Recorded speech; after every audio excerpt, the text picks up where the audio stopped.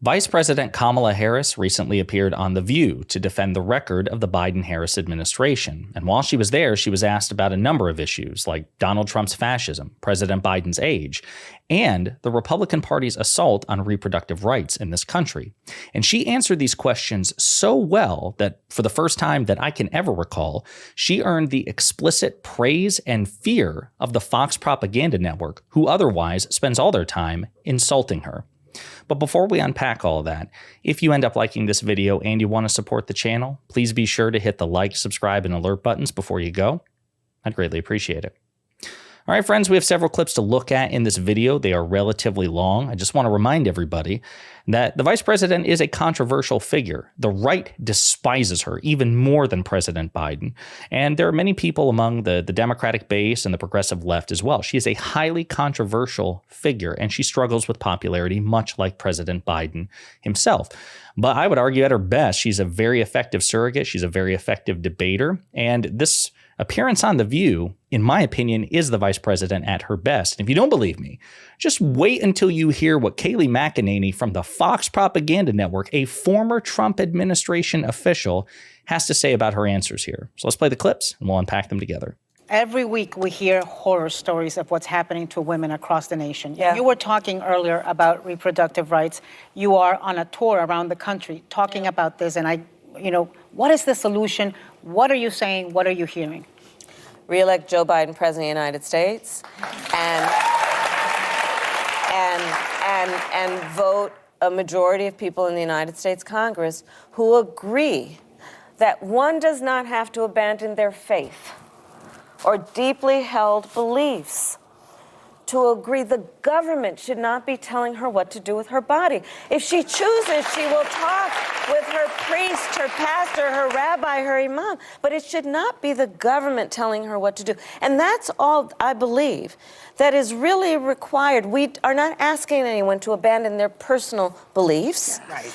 It's just that the government should not, and in this year of our Lord 2024, the government should not be telling women what to do with their bodies. And so it's that basic. And I'll tell you again, I am traveling the country. I'm starting on I did the college tour, and starting January 22nd, which is the anniversary of Roe v. Wade, I'm starting a tour on fighting for our reproductive freedom. And I'm going to tell you, traveling our country, listen, so many of us actually grew up when Roe was intact. And we would absolutely say we must protect it, a woman's right to choose, but we kind of believed it was always going to be there. Yeah, we did. And look what happened. Yeah. And I say that in the context of this democracy also. Don't take anything for granted. We must fight for it. And so on this issue, though, guys, listen, traveling the country, we're all adults. Women are having miscarriages in toilets. Women are going to an emergency room for medical assistance with a miscarriage, and the doctors are so afraid that they might be jailed because in places like Texas, a doctor can go to prison. That women are developing sepsis, and it's only then that they're being treated in an emergency room. It's a real issue. It's one of the biggest issues in this election. Everyone has a role to play.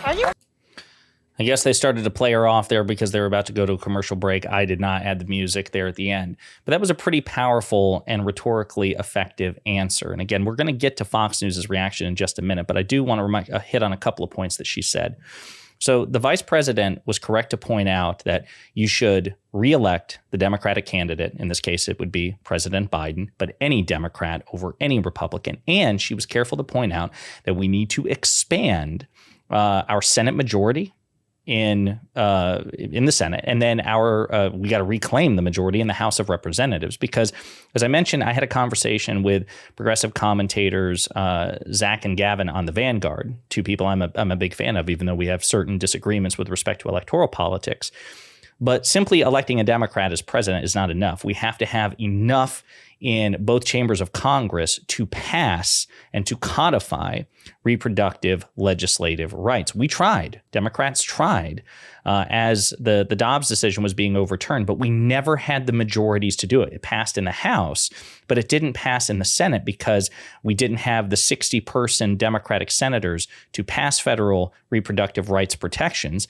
And the one or two Democrats like Kyrsten Sinema and Joe Manchin, I think it was just Joe Manchin at that point, weren't willing to break the filibuster, right, to just do it with a simple majority. So we need basically 60 Democrats who are willing to pass reproductive rights, and we need to reclaim the House of Representatives as well. That is important. And she's also right to emphasize that we should take nothing for granted here in the United States. So this is the reaction from the Fox Propaganda Network, specifically Kayleigh McEnany, who used to work with Donald Trump as his press secretary. So this was fascinating, and I'll get to abortion in just a moment, but I disagreed with almost everything she said in this interview. I will say it was one of her better interviews when it came to style. She's been clearly doing some sort of media training, and she's been deployed to hit three buckets. Progressives, where she has more credibility than Joe Biden. She did that today. She talked about Israel and Gaza. Young people, she's been going to campuses. She hit that today in this interview. She talked about, she literally said, I love Gen Z. I love Gen Z, kept bringing up student loans. And then women. She's on a show whose audience is mainly women. You just saw it. She brought up abortion again and again and again. Even when she was given low-hanging fruit, she was asked about January 6th and 91 indictments against Trump. She pivoted right back to abortion because she knows what is true, which is the GOP has lost every single abortion ballot initiative post-Roe, every single one.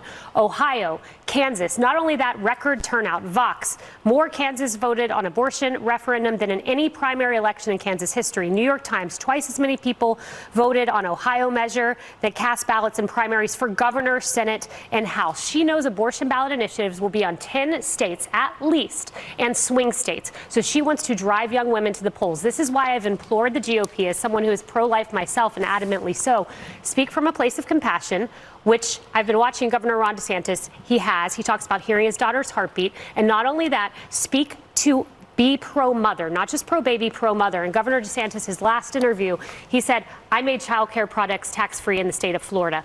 I am going to be an advocate for maternal health care. We as a party must do that because what Kamala is doing, right or wrong, is very powerful among young women. It's Madam Vice President to you, you schmuck. But yes, it is very powerful. And it's right. This is, I mean, given the difficulty that the Democratic Party faces electorally time and time again, even though generally speaking, we're on the more popular side of things, 9 out of 10 issues. When it comes to reproductive rights, we have a decisive advantage. As she points out, Kayleigh McEnany pointed out, Republicans have lost in deep red states on the matter of abortion. That's how wildly out of touch and cruel their views are. The vice president also mentioned, high-profile cases like in Texas. We covered it on this channel. Kate Cox, who, is somebody who wanted to have a baby. She intentionally got pregnant. She was already a mother of 2, found out that the fetus had been diagnosed with a fatal illness. So it was absolutely going to die if she didn't miscarriage in the first place. But even if she gave birth to it, it would effectively be stillborn. And there was a risk to her health. It would either potentially kill her or render her infertile, incapable of having kids in the future. And the Republican Attorney General of that state, Ken Paxton, profoundly corrupt Republican at that, threatened to prosecute anybody who performed an abortion on Kate Cox, even though she got a court order to get the abortion. She got an emergency injunction, basically giving a restraining order against the government, allowing Kate Cox to get an abortion. And then the Texas Supreme Court struck that down and sided with Ken Paxton over Kate Cox. I mean, it was just an absolute clown show. That's how profoundly cruel elected Republicans are in the matter of reproductive rights. I will say that the vice president also had some other standout moments in this interview, talking about the threat of Trump and others as well, and addressing the complacency that many of us feel that the Biden-Harris administration and the Biden-Harris campaign have regarding Donald Trump. Well, let's talk a little bit about how you're going to go after the other side. Sure. Because some heavy-hitting Democrats are sounding the alarm behind closed doors. President Obama reportedly has said that he thinks the Biden campaign is too complacent when it comes to Trump. Representative Jim Clyburn has said the campaign isn't breaking through the MAGA wall. Michelle Obama says she's terrified, as we are, about the potential outcome of the election. Now, are you scared, first of all, what could happen if Trump ever became, God forbid, president again? And what are you going to do to stop the crazies? I am scared as heck. Yeah. Which is why I'm traveling our country. You know, there's an old saying that there are only two ways to run for office, either without an opponent or scared. So on all of those points, yes, we should all be scared. Yeah. But as we know, and certainly this is a table of very powerful women, we don't run away from something when we're scared. We fight back against it. It's a very positive, affirmative message. I'll tell you, I'm just glad to hear that she has heard, which presumably the president has heard, the anxiety that many of us have. Again, people like former President Obama and high-profile Democrats, to political commentators like me, to everybody in between. I want to know that they're taking it seriously. I don't want them screaming from the rooftops and cowering in fear, but I want them to I want to see a little bead of sweat. I want them to know that this is serious, the stakes are high, and it's like, yeah, I don't worry about it. I don't want to see that. They may think that that's comforting. It is not, because it suggests complacency. Let's just see the bead of sweat. Let's just see you're looking at it. You're not really blinking. You're not panicking either, but just the bead of sweat. The bead of sweat, I think, is what I'm going to start calling it. I want to play one more clip from the vice president as well, and kind of where she recaps the entire mission statement. We've got a guy right now, the former president, running for office, openly saying that he promises to essentially be a dictator. Right. A person running to enter back into the White House who is proud that he stripped Americans, women, of the right to make decisions about their own body. A person running to become the commander-in-chief who is admitting he would weaponize the Department of Justice. These issues in terms of how we are doing on a daily basis and how our democracy and our country is doing are inextricably linked.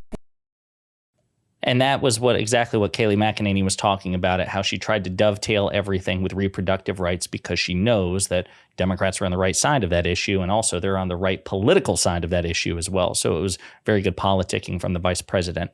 Yeah, I think it was excellent performance all the way around. I think that the Fox Propaganda Network, particularly when it comes to reproductive rights, should be an absolute terror of the Democratic Party, because it's been a winning issue on us, particularly since the Dobbs decision. And I'll just remind everybody, that's why it's important, no matter what your misgivings are, your legitimate grievances with the Democratic Party, with President Biden, assuming that he is the Democratic candidate, which he's most likely going to be, no matter who, you really do need to vote blue, in my opinion, if you're an eligible voter in November. And again, it's because of issues like this. And it's not just for the presidency. It's also for all the down ballot races as well. We need to reclaim the majority in the House. We need to expand our majority in the Senate. We need to keep the White House, because it's not just reproductive rights. In the next term, we may very well see the retirement or deaths of Supreme Court justices. And as we know from 2016, right, when a lot of people are like, don't worry about it if Hillary Clinton loses, what's the worst that could happen? Donald Trump filled 3 vacancies with ultra-conservative Republicans. And that's what led to the overturning of Roe v. Wade and a lot of other horrors as well. So we need to reclaim the court as well. That will not happen unless we have a Democratic president and a Democratic Congress, particularly a Democratic Senate. Let me know what you think in the comments.